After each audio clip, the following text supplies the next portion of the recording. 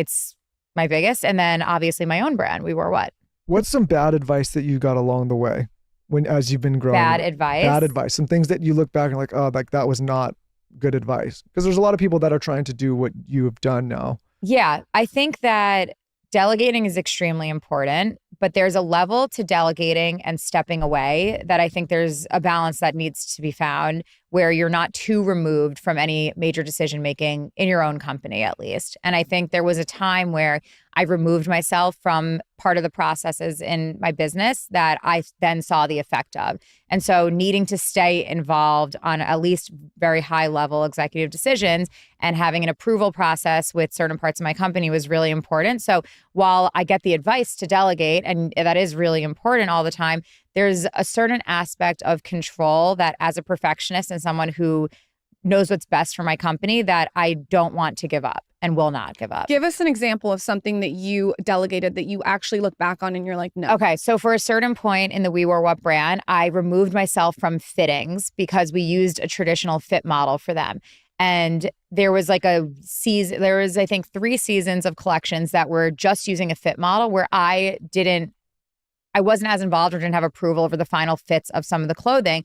And that was because we really wanted to hit industry standard and make everything size inclusive and really fit very well. So we were using a very traditional model. But then I looked at it and I said, wait, but I need this jacket to be oversized and I want that waist to be super tight and I want the clothing to fit a certain way. And I noticed in my products that I wasn't happy with the way it was looking. And so I got back involved with the fitting process and now I'm totally involved with it. And it's really been a game changer for the business. I was really interested when you talked on Melissa's podcast about the structure of your infrastructure, like how you think about your team. Mm-hmm. Your team seems like it's very important to you. Extremely. Can you kind of talk about that? I think people are interested in the behind the scenes. Yeah, you asked how I do so much in a day. And one of the answers I should have given you first and foremost was I have an amazing team. I have such a badass team of women that are by my side and that work really hard and that feel the company is their own as well. And that's all about creating great company culture, being respected versus feared as a leader, because there's a big difference that I had to learn along the way. And really putting that trust and faith in my team to feel passionate about whatever they're doing. And so we have a big team, bigger than people would expect, actually. Internally, the day-to-day operations of We Were What is about 8 or 9 people. And then throughout the brand, we're about 40. I mean, that's a big team that you're managing. Mm-hmm. It's not, I think that that's what's so interesting about what you've done to me is it's like you content marketed, you were an influencer. I don't look at you as an influencer anymore. I look at you as Thank you. Full entrepreneur, businesswoman. You're a CEO, founder. You're sort of running the ship. And I think sometimes a lot of influencers get stuck in the mud with being an influencer and they don't know how to transition and evolve into something that has more sustainability in the long term. Yeah. You've done a really good job of that. Thank you. How do you look at each, you don't have to go through each one, but you said you have a team of 8 that you work with every day. What does that look like? Give it to someone who has no idea. You have a COO, mm-hmm. Tell us the details. Yeah, so Mo is my COO. I have my assistant who's here with me today, who is basically my second mom. I love you, Soph. I have my entire content and marketing team, my sales team, my production team, my tech designers, my wholesale team. There's so many of us, too many to name right now, and I'm definitely going to forget people. But I think that, we all work really well together. We work across 2 different offices. So my brand is structured as such where the creative team is in one place and then the design brand and the tech team is in another place. What is the difference between being respected and feared? And is that from your life coach? How did you learn that? Totally. Does it sound like it was from my life coach? I don't know. Taylor, I need you to fear me at all times.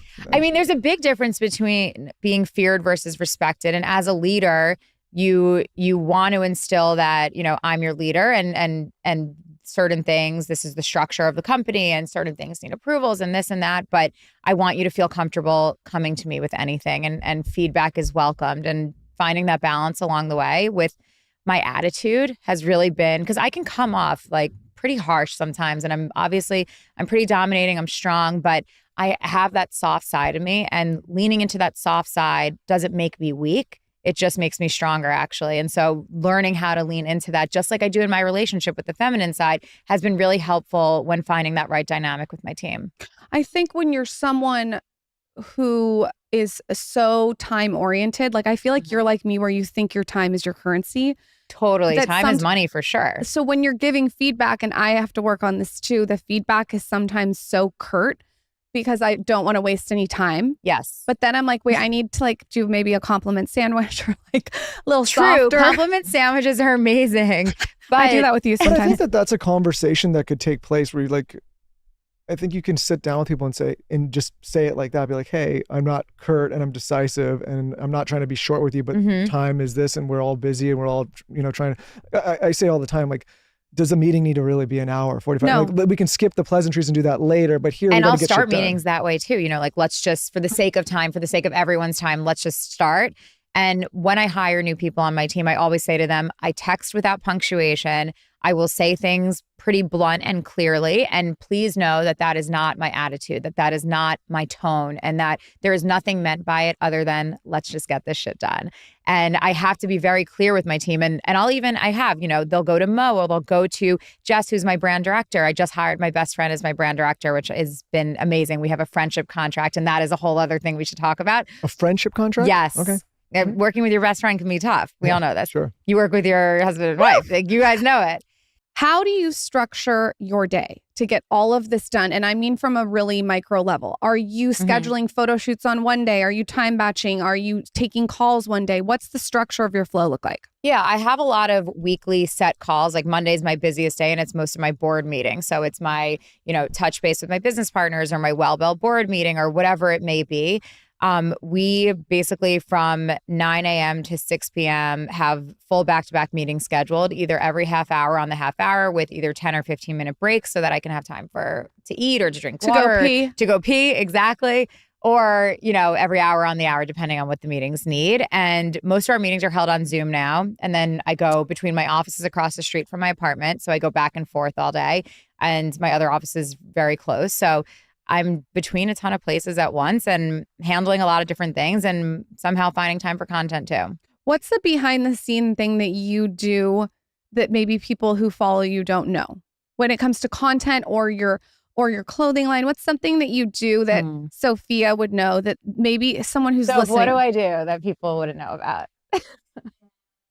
She's like, hold on, let me look. I mean, I feel like the amount of meetings I take from my bathroom is kind of surprising.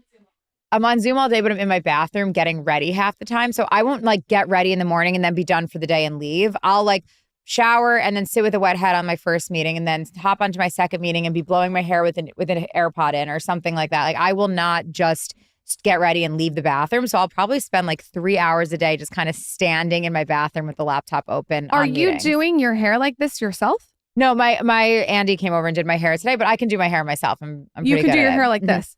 I don't think I need you to maybe teach me. I don't really know how to I do do tutorials all the time. How do you do your own hair running all these things? It's not that easy, right? It's not that easy. I can understand. And it's time consuming. You have so much going on. The fact that you're actually blow drying your own hair, Michael, I know you don't understand this, although he does take 3 hours. No, it doesn't take me long. It's just a quick pushback with the. It's not a quick push pushback. My boyfriend has long hair like yours. You guys should talk about products. I'll give him some products, but as somebody who you don't know because you don't do your hair, so you just don't know what it takes. You never do your own hair. Never.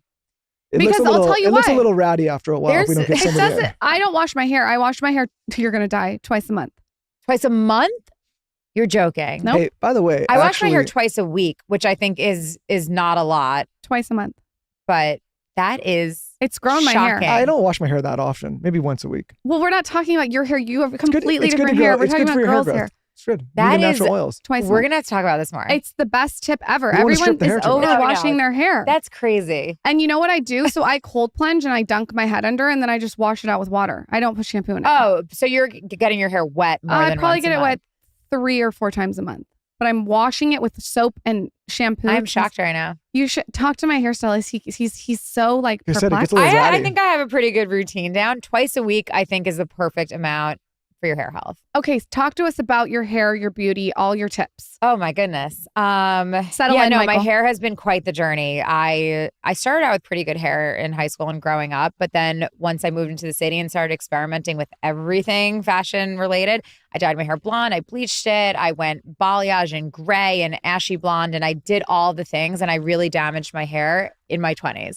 like very much so. And then I had tried Nutrafol, I tried Vegamore, I tried all of the different pills. None of them worked for me. And then that's when I got introduced to Wellbell, which like, I feel like I could talk about Wellbell this whole episode, but it is the one supplement that I've ever found actually works. And a lot of people that make the switch from these other brands will say the same thing. Like I've never felt better. My hair, my skin, my nails, everything, like this glow from within that just happens with these supplements that were created. The doctor that created it is a gay man who decided to not wait for the right partner and has 2 kids on his own. He's incredible.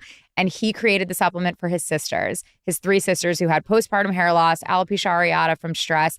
And he was like, my sisters need a solution for their hair and I'm going to create it. And he was my doctor at the time. He's like a Harvard triple board certified, incredible doctor. And he was like, Danielle, you need to take this. And he handed me this little white bottle. And it had no branding on it, or it was like very sciencey or something bad at the time. And 3 months in, I was like, whoa, I'm starting to see a huge difference. Got rid of my extensions. This was around COVID time. And I said, I'm going to be a part of this company, but we need to do a total rebranding. And now it's gone crazy. It's gone I've crazy. seen it everywhere. But they've never taken outside investment. So they're just growing on their own with community at the focus. And it's really just been like such an incredible brand to be a part of because it helps people feel so much better about themselves. And it's really like beauty from within. And it has changed my confidence completely. Like I love my hair and it's such a part of me now. And it's really helped me regain my confidence after so many years of damaging. When you're looking at a deal to invest your own personal money in, I think that you are the perfect person if a brand is listening. Tell them what you're looking for.